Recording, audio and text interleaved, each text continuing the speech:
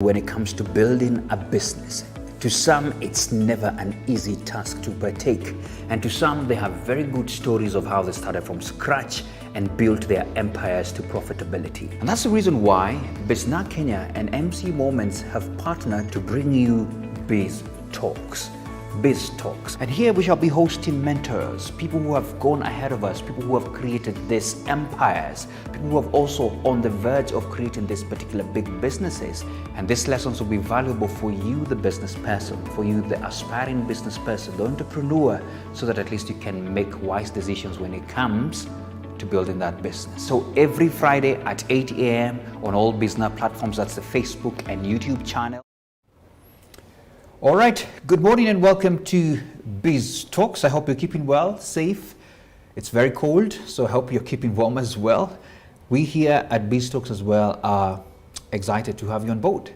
You know, last week we started talking about amazing stuff that we see, and in fact the word amazing is wrong. I should say things that are happening on the ground, especially with the regulatory matters. And this week we have an interesting guest. His name is David, and we shall be getting to know more about him. And he is the CEO of the Clean Cooking Association of Kenya. Have you ever heard of it? Clean Cooking Association of Kenya. And so he's here. We're going to learn a lot about it. What is all this, by the way? How do you cook? Do you save on energy? So many other things. And what are, such, sectors, what is the impact such sectors would have in the nation if we really embraced such stuff like clean cooking? I'm so seated on the learning seat to learn, and of course because of that I need to be comfortable, and as usual I just want to flip my cap first of all to welcome you, David. Karibu sana. Thank you. Let me serve you some courtesy of Melvin's. We have a conglomerate and I told you to peep there. Have you made a choice? I think I'll go for the green tea and mint. For the green tea and mint? Yeah. Pick it from there. Are you going to have it with some water, milk or something? Water. Water. Yeah, hot water is good by the green meat.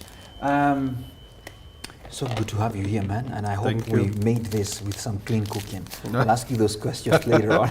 I'll ask you how you made that. Please pass the cup this side so that I can pour you the water. So I just hope so I can tell the people who made it that we need to be embracing some clean cooking stuff here. Anyway, are you vaccinated? Yes, I have my first shot. Oh, okay.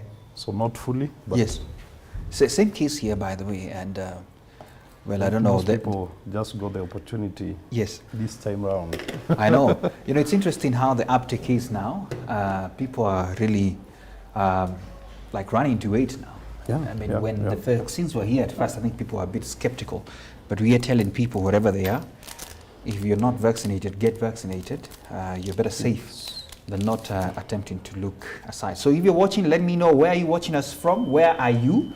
And I'll not ask you the question about whether you embrace clean cooking, but it would be nice to hear a guess of what you think clean cooking is. So wherever you are, let us know that you are with us and where you're watching us from, as we get to learn more from David, who is in the house. So maybe let me start with just asking you, when people ask you who's David Njugi, what do you say?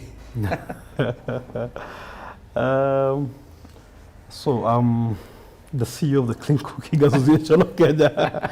I'm a renewable energy enthusiast. Yeah. And I've worked a lot in supporting businesses. So trying to integrate issues of sustainability issues into businesses and offering solutions. That's who I am. So renewable energy, sustainability is my thing.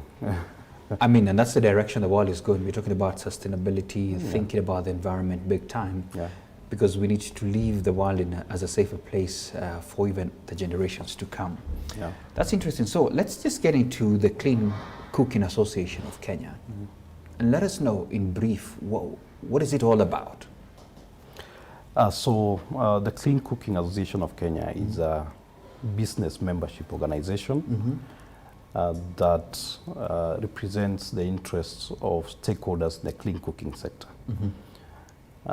So we basically advocate for an enabling environment for clean cooking, adoption and use, and investment into the sector as well. We do capacity building of the sector across the various platforms from policymakers to supporting the businesses that are in the sector. Yes. A lot of them are SMEs, they're small, growing companies. Yeah. They are also startups. Yeah. So we work with them and also create awareness. Yeah. So me being here is a very good opportunity to enlighten people about clean cooking, because when you talk about clean cooking, Yeah. it's basically cooking with fuels that are less polluting, that do not harm the environment, Yeah. that are healthier, Yeah. such as biogas or electricity or bioethanol, Yeah. or sustainable biomass. Yeah. So there are various technologies out there that a lot of people are actually not aware of. Yeah. Some Yeah, cannot like afford. those bioethanol, those are serious terms, man. You should get an ethanol cooker in your house. It cooks as clean. Actually, it's cleaner than gas. So it's cleaner than the gas we use. Exactly. Hey, okay, and they are And available. Yeah, they're available. If you're in Nairobi, they're all, one of the biggest companies who is also our member is called Coco Networks. Yeah. I know that you've seen them. Green label, no, blue. Their label is blue. Yeah. But they've proven that ethanol can actually be used for cooking, and it makes out of business sense. So they started here in Nairobi. They have around 200,000 customers already. Yeah. Within a span of what? Wow. 2 years. Okay. Is it cheaper? It is cheaper. It is cheaper? Yes, cheaper. Wow. Cheaper You know, than- you just reminded me, I went to visit a certain gentleman who, just from the comfort of his home, has a system, a biogas system he has done. It's using just, these waste products, the peels from potatoes and all those kind of things, mangoes and all that. And he uses that for his electricity and his cooking needs. And just that, I don't remember the exact name, just that one system in itself does for the entire home. And I thought, wow, this guy has saved a lot of money from what we use. Speaking of which, I know we'll be talking about how the costs have been going up here. Yeah. So I don't know, from a landscape of where we are, where are we in Kenya? Have people embraced these things, or we still have a long way to go? Unfortunately, the statistics show that around 59% of households in this country still use the traditional methods of cooking. And when I mean by tradition,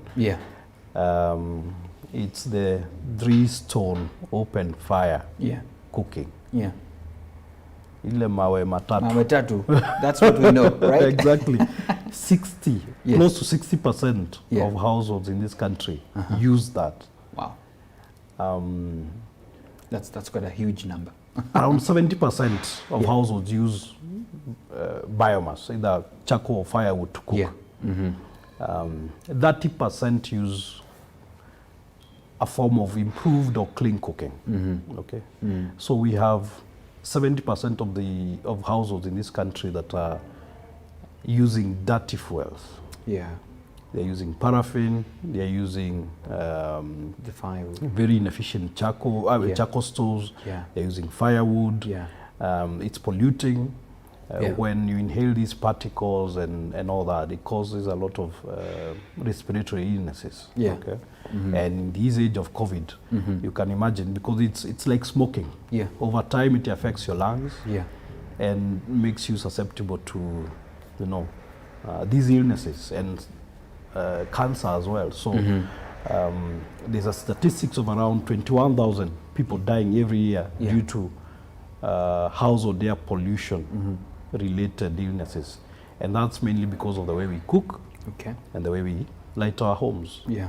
I mean, Very, very in interesting. this time and age, someone shouldn't be dying because of, You're right. And most of this, our grandmothers don't know these things. They don't know that, they're shortening their lifespan because of, the daily inhaling of such dangerous, smoke and stuff inside those smokes and all that kind of thing. You can imagine the effect it has on mainly women and children, because in our culture, they're the ones who tend Absolutely. to be They're the ones who taking care of they're the in the kitchen, Yeah. you know. Yeah. So it's a lot, and the amount of money they spend Yeah. treating those illnesses, that cough, and if you go to place where a lot of this is happening, Yeah. especially in rural areas, Yeah. you find that your mom or has a persistent cough that never goes away. It never goes And away. people never think about what is the reason. Mainly it's because of, You're the right. smoke that she inhales every day. In that closed up kitchen. Exactly. Yeah. All right, let's get the road running now. Let's talk about the value of energy to the success of businesses, because ideally quite a number of the people who are watching are business people, and maybe they're asking, okay, what's all this about? Okay, it's clear now, we have something called clean cooking. So what's the value of energy to the success of businesses from where you see it? So energy is an enabler for businesses. Without energy, industry won't run. Without energy, you'll not cook. Absolutely. Without no energy, food. no food, sorry. You will not have hospitals running. So energy is a key component in business. Absolutely. How we use it is very important, because how you use your energy, how you utilize it, will depend on how competitive you are, because energy is costly in this country. Okay. The tariffs that government has set are quite high. Oh my. So if you do not conserve your energy, if you're not energy efficient, then your products definitely, your cost of production goes high, and it means that you'll have to sell it at a higher price.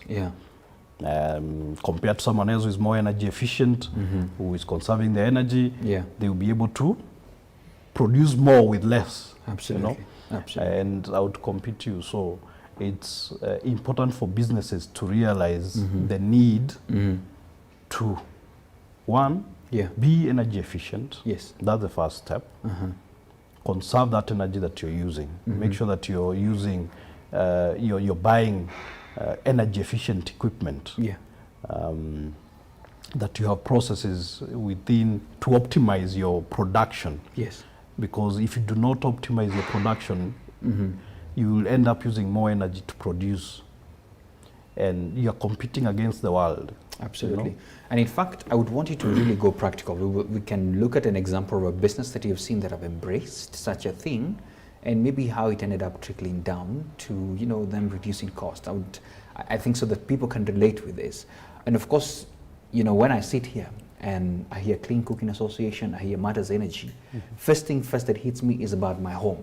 So people just go home and think about their gas, how electricity in this country, and we know how people sometimes have made a lot of noise, we have a lot of issues there. But people fail sometimes to think through that actually in your business, the cost of doing business is, there's a huge component that comes from the energy part of it. And even the manufacturers, the big manufacturers that we have in this country, the huge costs that come along with energy is trickled down to the consumers and the customers.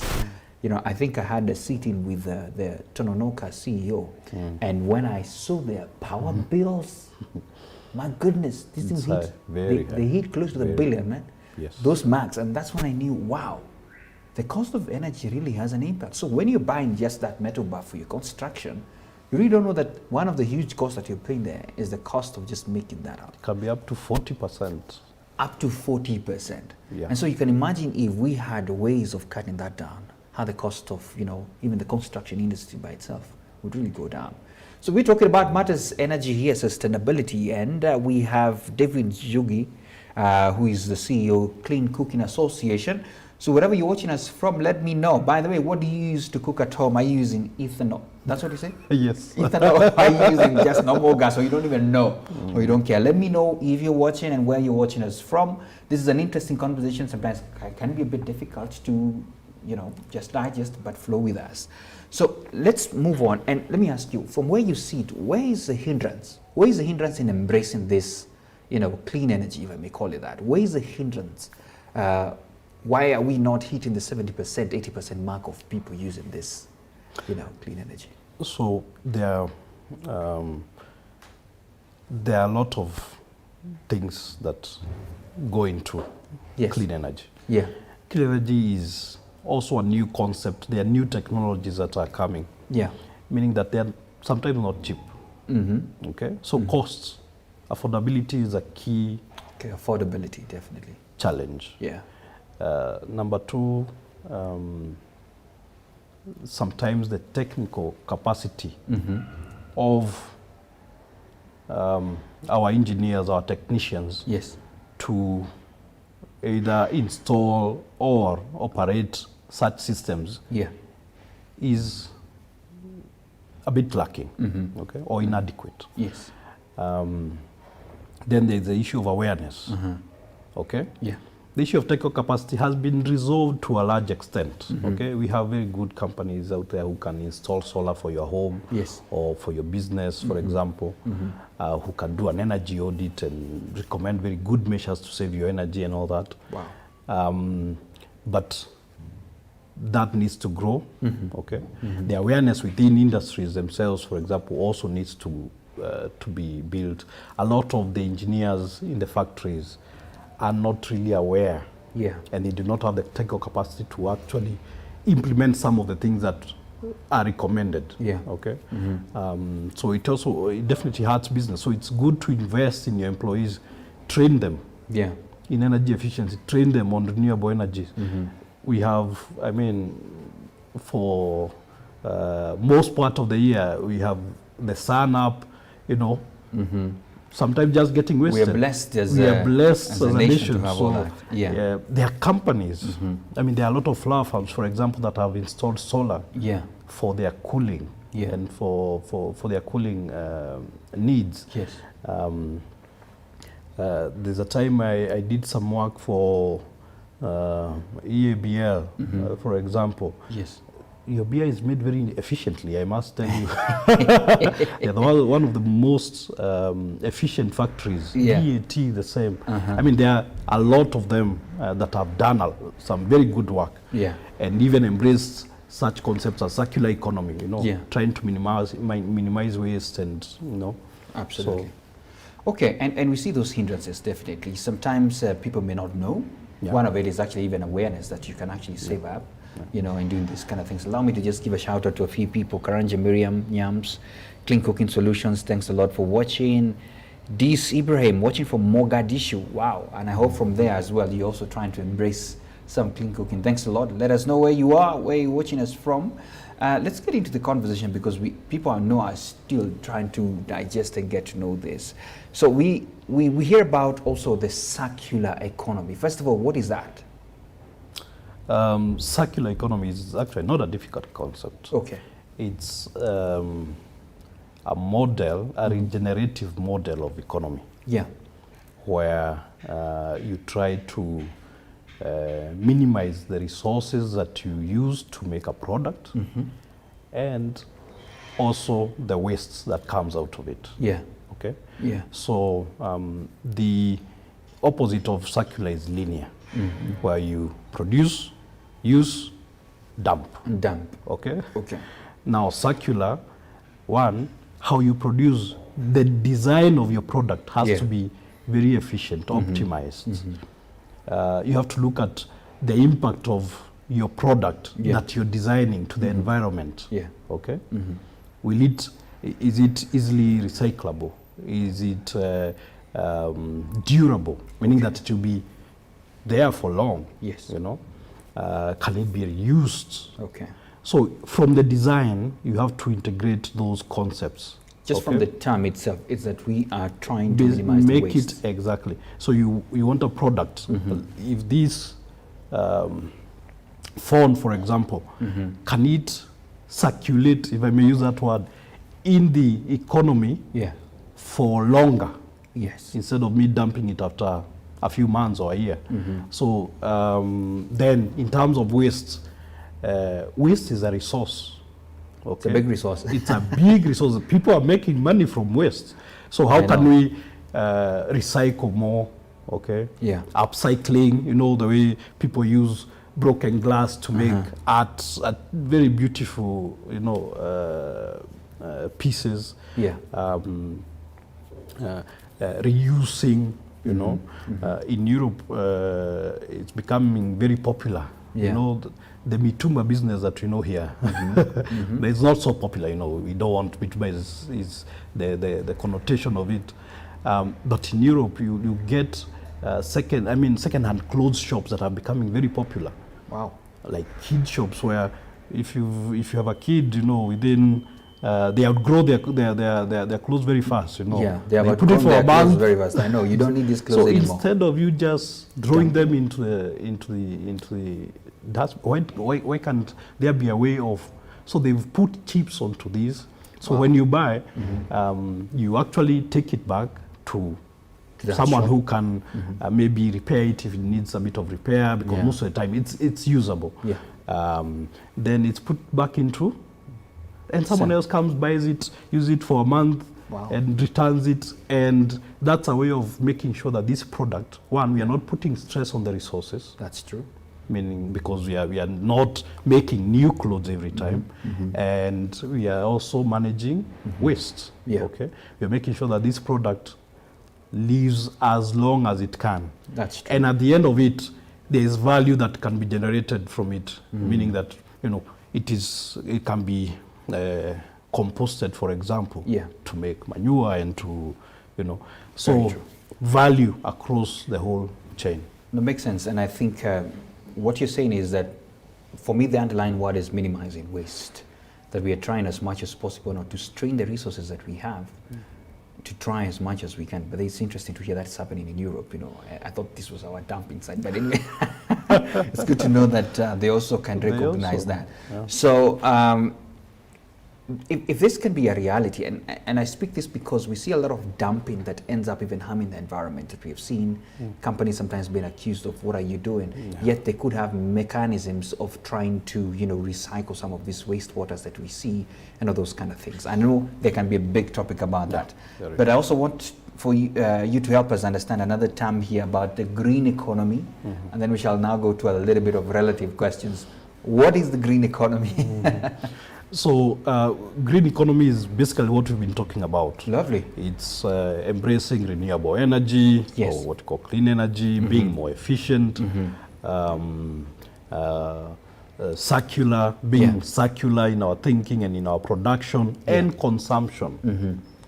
Okay. You know, that is something that most people don't think about. I don't know that you've seen how people, I don't know, sometimes I feel like hitting people when you see them throwing plastic bottles out of the window. That annoys me as well. The way we consume is sometimes can be very wasteful. Yeah. Okay?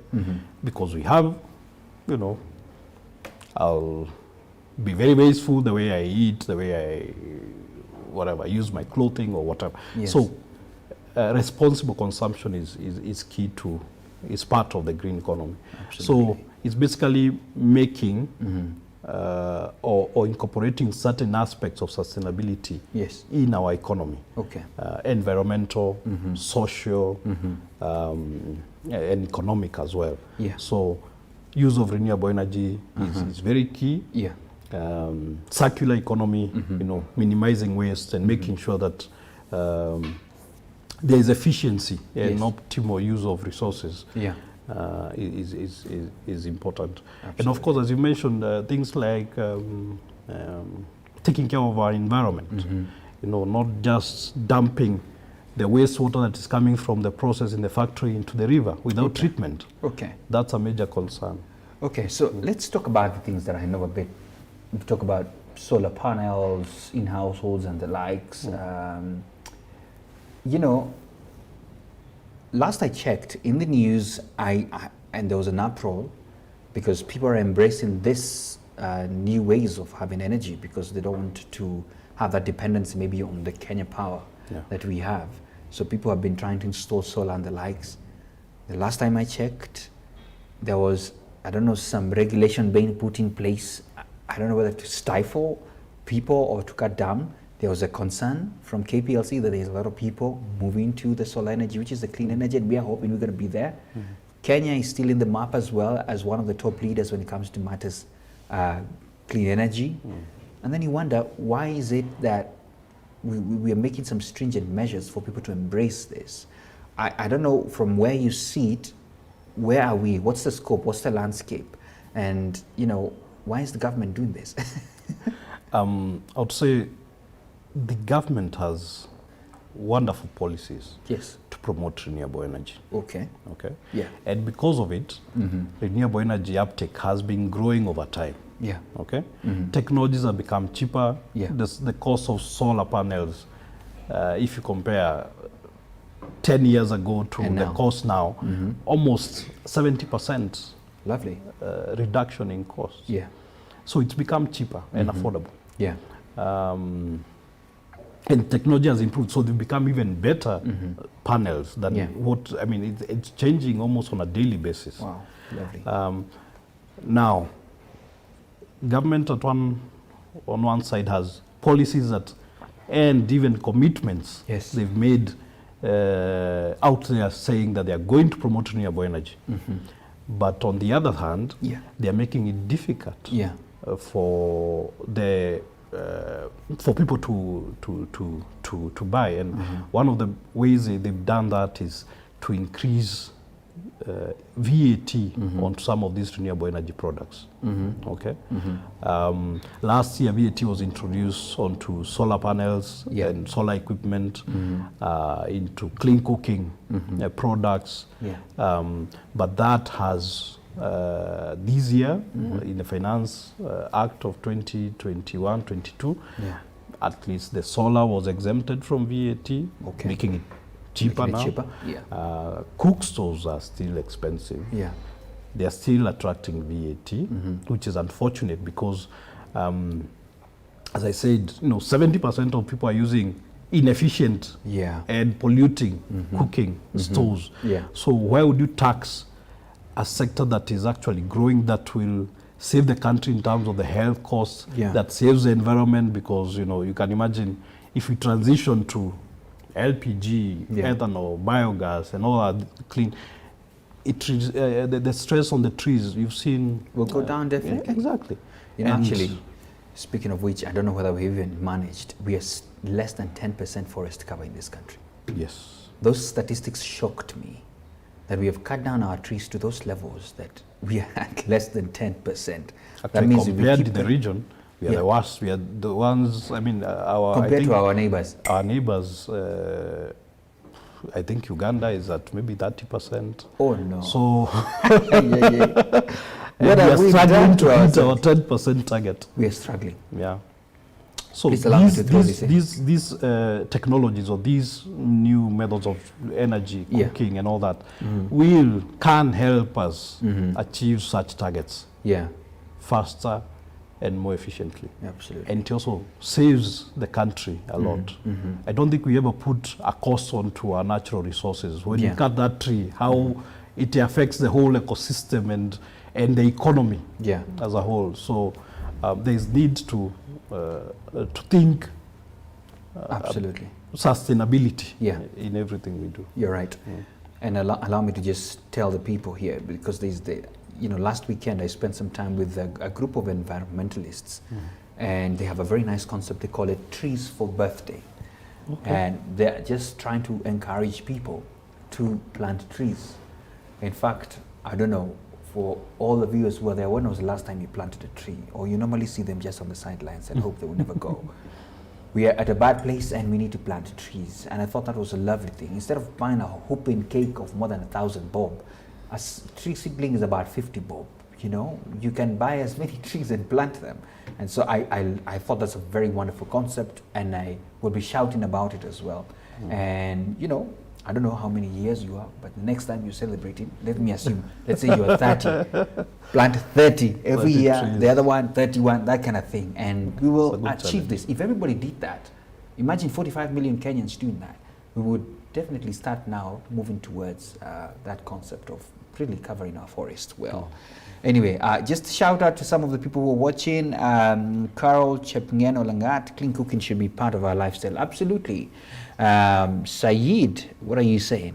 I'm an environment student, and hearing that our homegrown companies are using clean energy and embracing the circular economy makes me feel optimistic. Absolutely. And we hope this is going to be what every other company does. One of your subjects from, this is someone who in my high school, he's actually mentioned, we were together. Good stuff. So good to see you, man.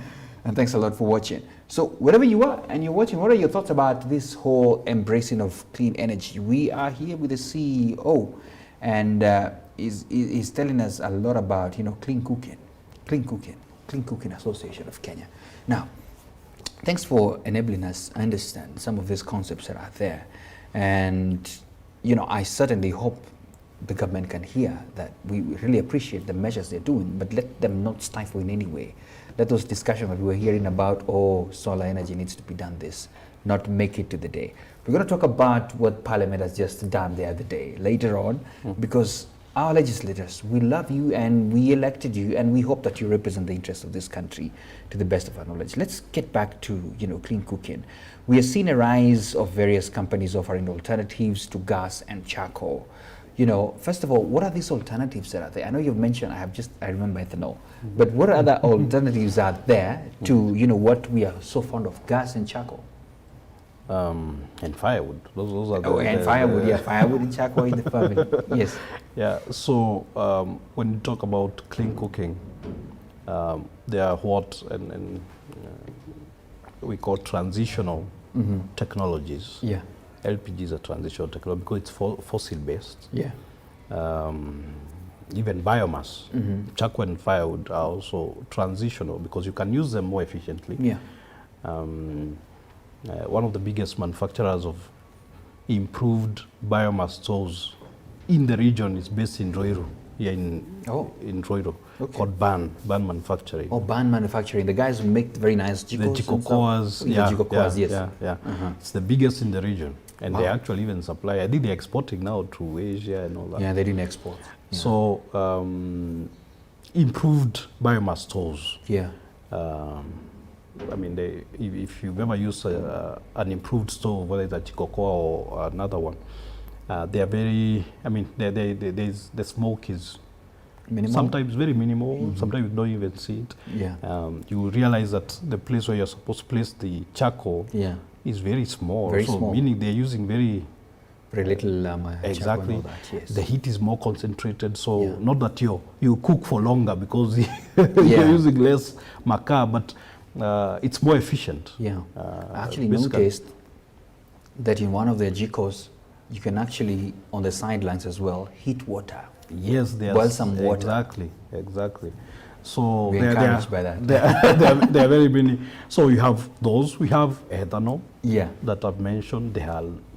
It's a new fuel. Yeah. And picking up, I think, as in Nairobi, 200,000 people using ethanol on a daily basis. Okay. That's big. That's good. Okay. That's good. There are challenges to it. I must say the supply of ethanol is very poor. Yeah. Our sugar factories are always they have issues. They have issues, and that is where we get our ethanol in this country. Okay. The other feedstock, you can get ethanol from cassava and from. I saw an article the other day. This thing that grows in Lake Victoria, water hyacinth. Oh, the hyacinth. You can actually get very good ethanol from it.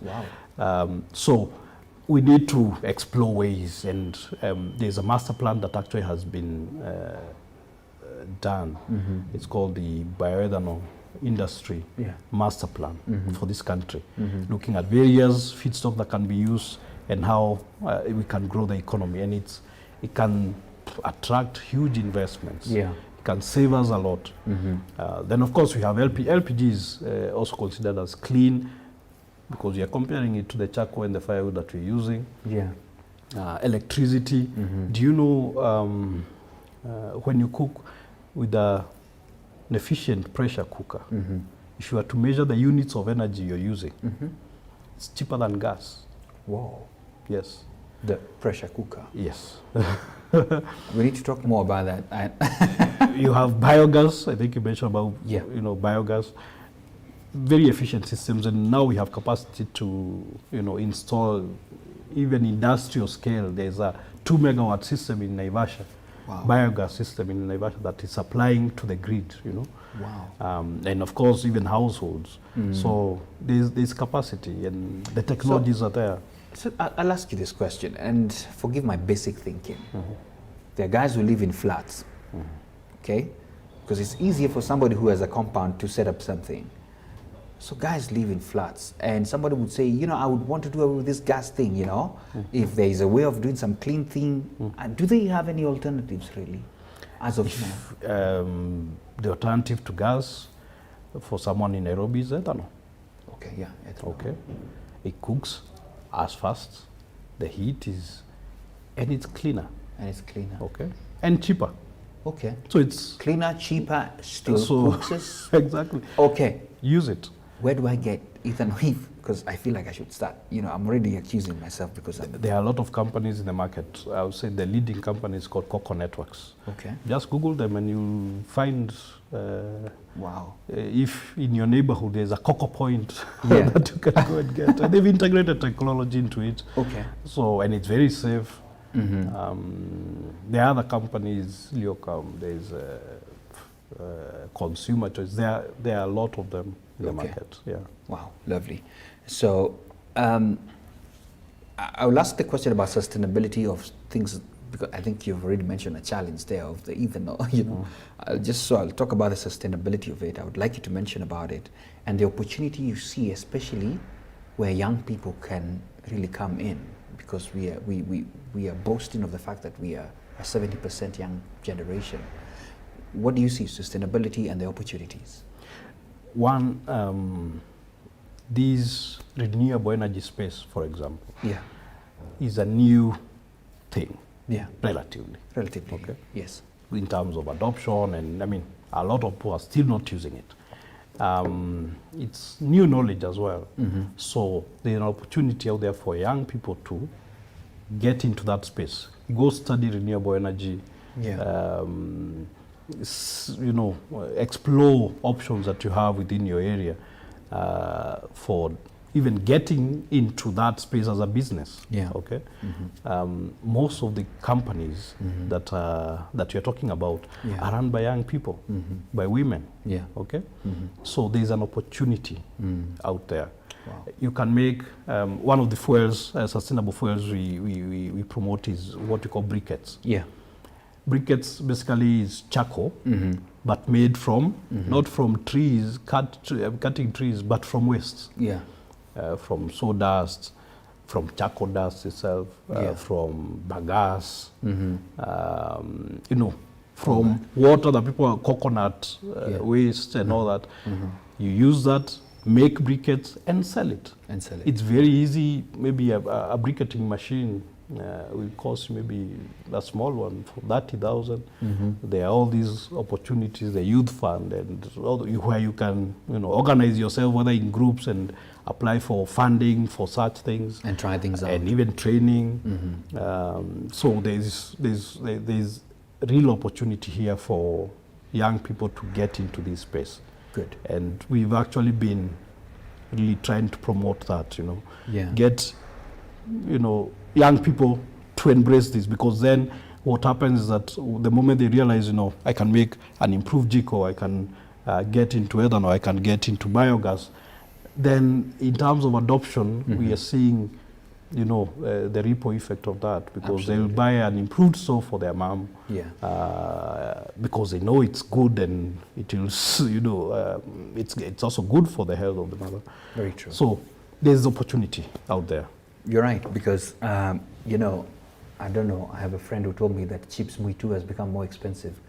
It's these chipos that are sold on the roadsides, so that means the mom who sells such, the cost of buying that charcoal has become more. Gas is also high, and so if there can be an alternative, I'm sure they would surely embrace it very fast. So we're trying to speak about the opportunities that are there, and we're saying that yes, young people can actually really jump into this wagon. And so my question is this: if somebody says, okay, I think this is something I would want to explore because it can be a game changer. Energy, everybody uses it in this country. Anybody who can crack alternatives and try help out from wherever you are, whatever village you come from, there are many things that you can do. Are there places where young people can go and can learn these things so they can go and try implement from wherever they are? For some, I mean, yes and no. Okay. And that is where there's a gap. Yes. There's a gap. Okay. But a lot of the TVET institutions are now training people on solar. There's a curriculum that was done for TVET. Okay. So you can go to your local TVET institution. There's a high likelihood that there's a course on solar, for example, or a course in biogas. Yeah. Okay. KIRDI. Yeah. The Kenya Industrial Research and Development Institute also supports SMEs, by the way. It incubates SMEs. Okay. You can go there and they will show you how to make an improved GICO. They can train you on how to make briquettes. Or I know that they may not be everywhere, but those who are near one of the KIRDI centers can go there and learn. Okay. Wow. Okay. But there is need to actually, have more of these courses being offered, even at university level. But most importantly at TVET level, because these are technical courses. Yeah. And that's, I mean, the TVET institutions are all over the country, and young people can easily go. I mean, skills sometimes can make you more. Sometimes you look at money, can make you more than even a degree, a university degree. Yeah. You don't need a degree to learn how to do solar, or to do biogas. You don't need that. Yes. So if you don't have an opportunity to go to campus, go to your TVET institution, learn these new technologies and how you can utilize the local materials within your area to make, these sustainable fuels and, start a business. And I can tell you there are a lot of people who have changed their lives, improved their lives by getting into such spaces. Okay. You're right. Yeah. And this is a huge opportunity. It's a huge opportunity.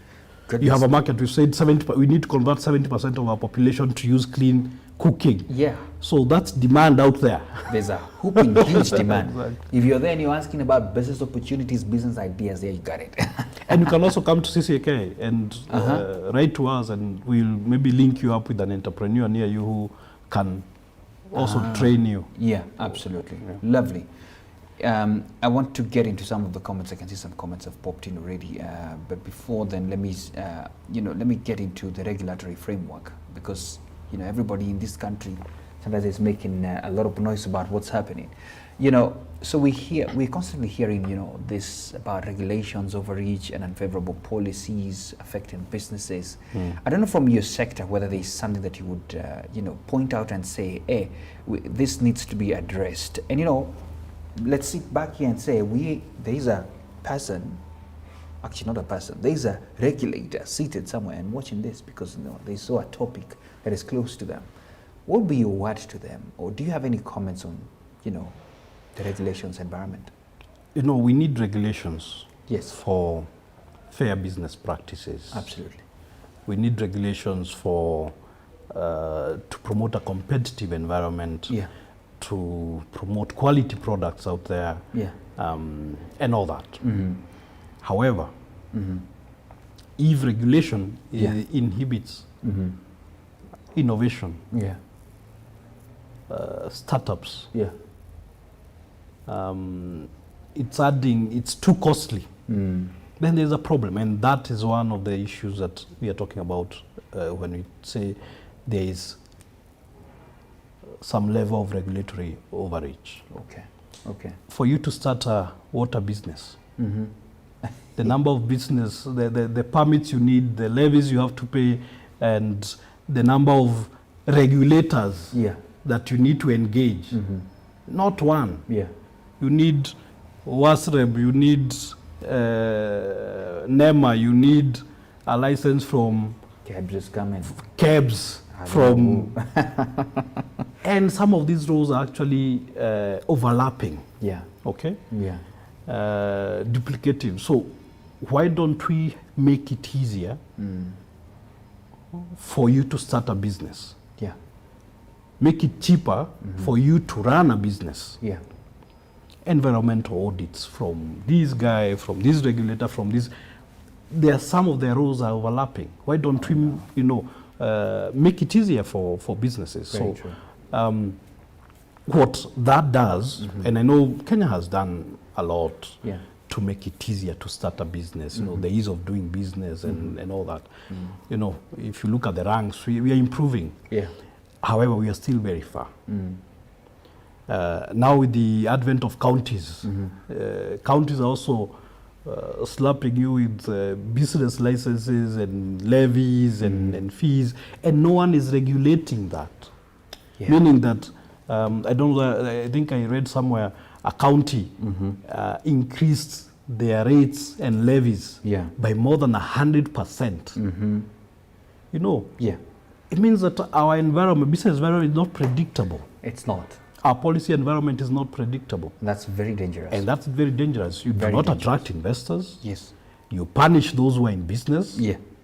And basically you tell those who would want to start up, you guys, you need this amount of money, because it actually, all these costs, for you to start a small water bottling plant, you may need even $1 million to start. Yeah. And that is levies and payments you're paying regulators all over. Very true. And audits. Yeah. So it becomes very expensive and inhibits economic growth. And industrial development, we are talking about big four agenda. Manufacturing is one of them. How do you promote that if you're not making it easier for young people? You just talk about young people getting into business. You're right. You don't have $500,000 to start a business. Nice. Make it easier, make it cheaper.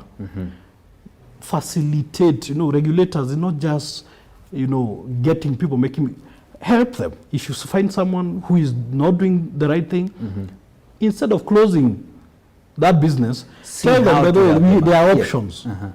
Okay? Give them time. Tell them these are the options that you have. You can do 1, 2, 3. Yeah. We are giving you time. Within 6 months, within a year, make sure that you've done this. Yeah. We come, audit, check if that is done. Facilitate them.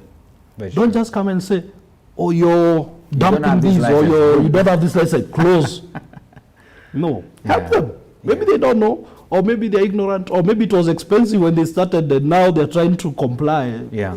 Help them. They put their money there, they've put their investment there, they are creating jobs. Yeah. Facilitate these businesses instead of throttling them, Very true. Very true. So it's a big issue. And to register a business in Kenya, there are 7 steps you have to follow. Why don't we just have one? Why make it easy? One place, one-stop shop. One-stop shop for everything. And you're done. Exactly. Levies, why don't we have government levy, national government levies, county levies? Why don't we have it all in one place? In one place. Yes. That once I get my license to do business in Nairobi, I can distribute whatever I'm making in Turkana without paying levies in all the counties that my truck will pass. Yeah. Because you actually have to. Very true. That is why, if you've ever seen, there are always some county officers at every county border point. Yeah. And there's a sign there, pay your levies before you cross. So you can imagine I'm taking my product to Turkana. How many levies do I have to? I know. to pay? Actually, somebody was talking about last week we were talking about why should we have inter-county levies being charged.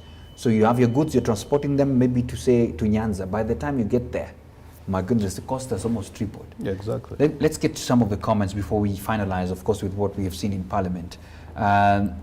So Said is saying that my concern is the increase in prices of LPG gas, which will lead the common mwananchi who can't afford them to revert back to charcoal and firewood fuel. What's your comment on that? It's unfortunate that from July this year, the cost of gas went actually more than 16% because VAT was reintroduced. Crazy. Okay. Yeah. I think the cost for 6 kg cylinder Yeah. went maybe from 800 to now it's around 1200 Yeah. for the 13. It went up by 300 or 400 bob. Now, when you're talking about a price sensitive Yeah.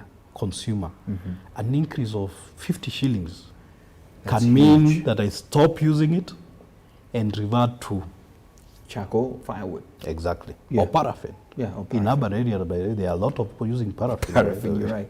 To cook and even to light. So, with the problem that we have in terms of adoption of these clean cooking technologies, Yeah. it's very unfortunate that the government doesn't see that opportunity.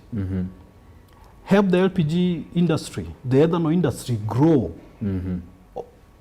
cover the 70% that we are talking about, Very true. and you'll be able to tax them more. Yeah. The demand is already there. Yeah. If the demand is not there and you make it more expensive for the consumer, they will not adopt it. They will not. Or even for you who has gas, you'll be using it, very sparingly, and then using other because this Njugi is a bit expensive. So that is unfortunate, and government needs to reverse Yeah. taxes on these clean technologies until we get to a level where we can leave the sector to market forces. At the moment, we can't. It's Yeah. a growing sector. It needs to be handheld. Yeah. It needs incentives for even investors to come in.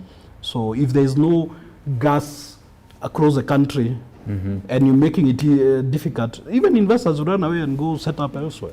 You're right. Yeah. Oh my. Thanks a lot for that comment, Sayed. Mushirye Kihu is saying, in fact, from a regulatory perspective, the problem is the government taxing those who adopt alternatives like solar energy. Yeah, that's the case, right? Yeah, it's improved clean stoves are now being taxed, LPG is now being taxed, Yeah. Yeah. and yet the adoption is low. That's the unfortunate thing. Help the sector grow. First, Have 70% of this country using clean. then you can start thinking about Then you getting can something start out of it. thinking, there is now competition. Now you can tax it. Yeah. Now 70% of this country uses what? Charcoal and firewood. Firewood. Do you think the charcoal vendors are paying VAT? They don't. They don't. A guy who is collecting firewood from the forest or cutting a tree to cook, they are not paying. They're not paying. Imagine they were using ethanol. Ethanol is a controlled product. Okay? It would be It's very from a easy. form of business. Cocoa tax it from the networks and source the now. others are Yeah. paying VAT, they are paying income tax, they are paying payee. Yeah. LPG vendors, Total, Vivo, whoever, they are paying, they can't afford not to because Absolutely. they are formal businesses. And Yeah. so why don't we make these 70% in formal business formal Absolutely. by promoting Yeah. the formal companies, the clean technologies, Yes. which are There and enabling these people can adapt exactly, to that. and you'll get more taxes from them. Within 5 years, you'll be getting more money than what you're getting from the from the LPG VAT that you've put in place. What you've just done is given the CS, Ikuri Atani, one way of enlarging the tax base. Exactly. So stop just stifling the little ones that we have. Mike Munene, do we have the capacity to do assembly of solar panels in Kenya or East African countries? Do we have? I know of one company, Oh. I think Solink in Naivasha, that does That's okay. assembly. If it's one, it's fine. We need to just empower them so they can do more. So there is capacity, meaning there is also the technical capacity and the knowledge to do it. Yeah. For us to go to assembly of such, we need to grow demand for these products, not only in Kenya, in the region. Yeah. So we can't be a hub for renewable energy Yeah. in Africa, Yeah.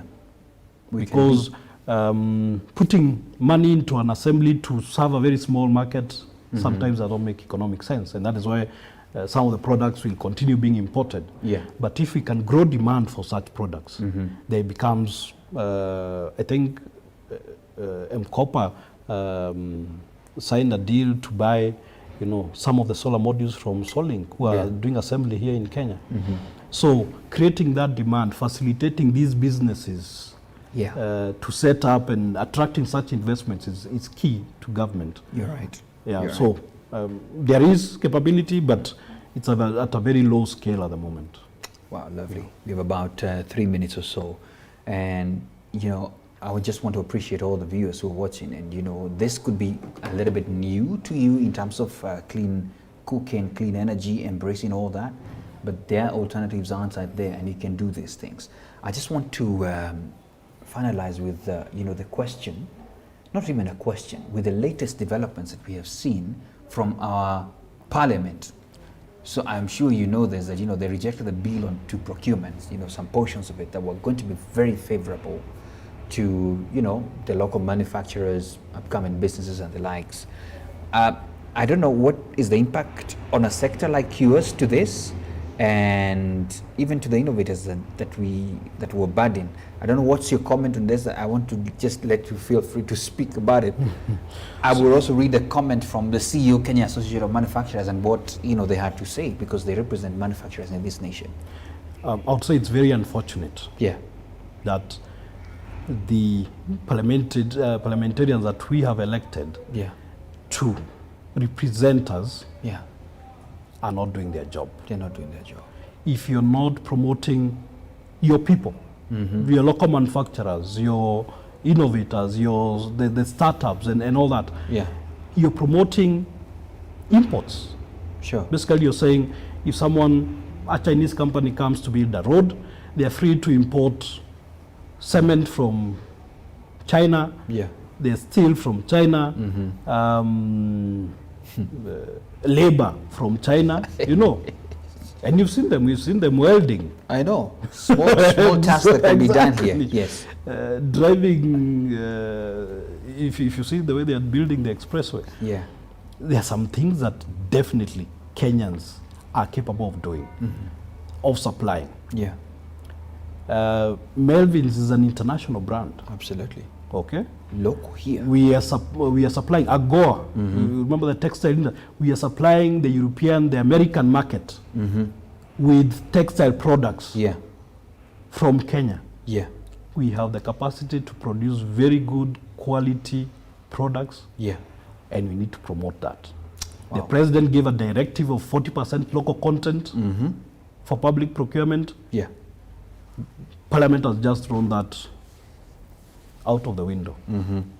So it's very unfortunate and not pro-business. You're talking about Big Four agenda, you're talking about manufacturing, you're talking about promoting all these sectors.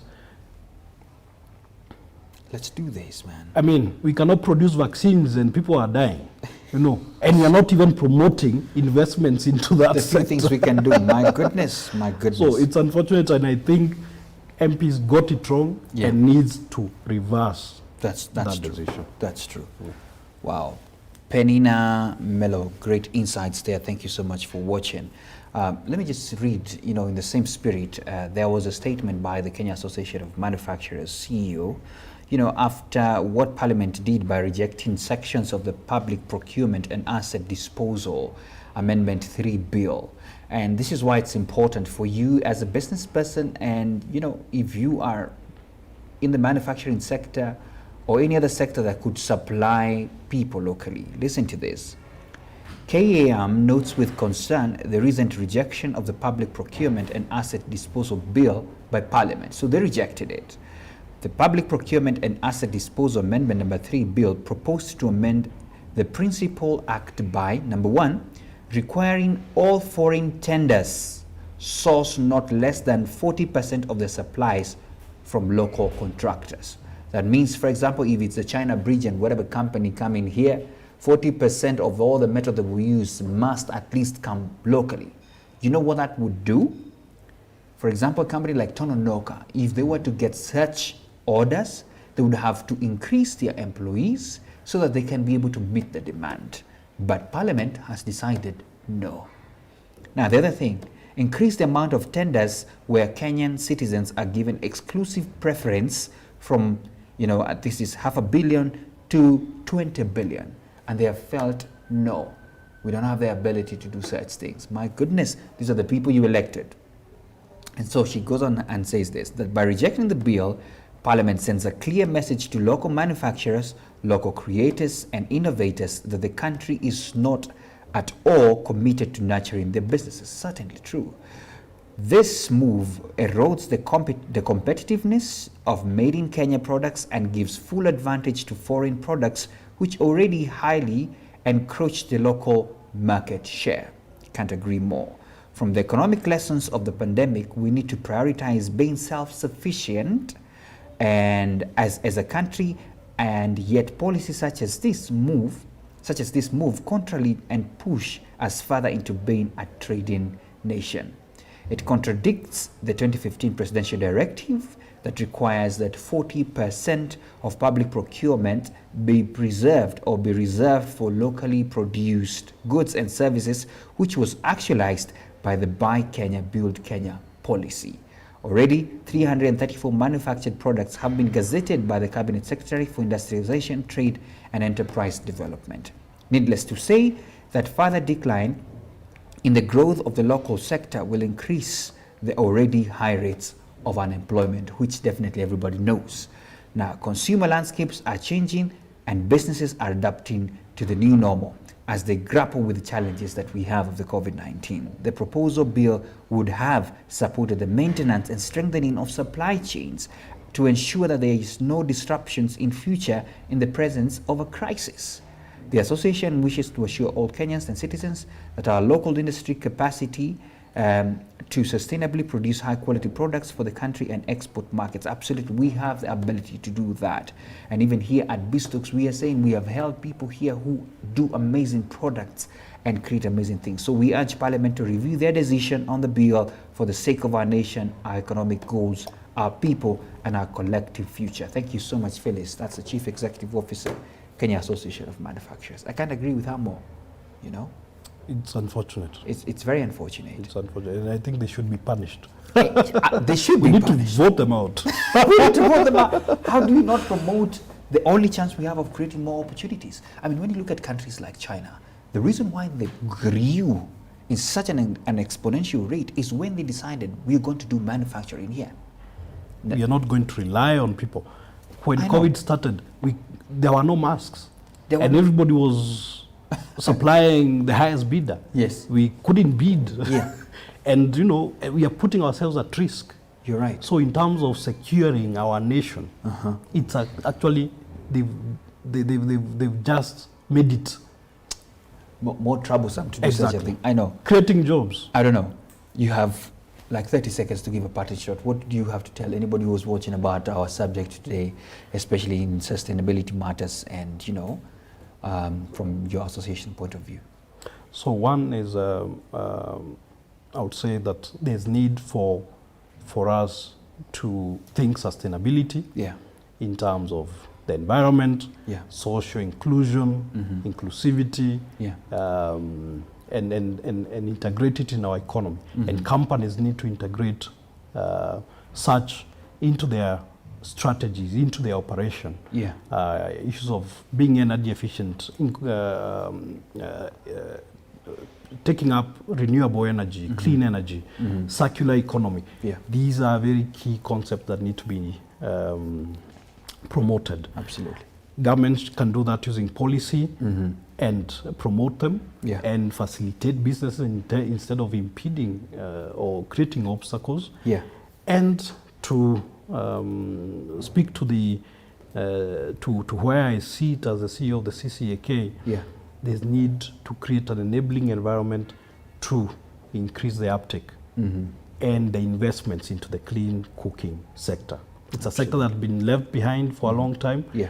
And there's need for incentives to attract investors, innovators, and to drive demand. Very true. Yeah. Very true. Thank you so much for inviting me. Absolutely. Such a wonderful, refreshing conversation as well of what we really call in the future of sectors in this country, especially in the energy sector. That's David Njugi, the Chief Executive Officer, Clean Cooking Association of Kenya. We appreciate such initiatives and such people who are also pushing the agenda of ensuring that we move to a sustainable economy. And that's where we need to go.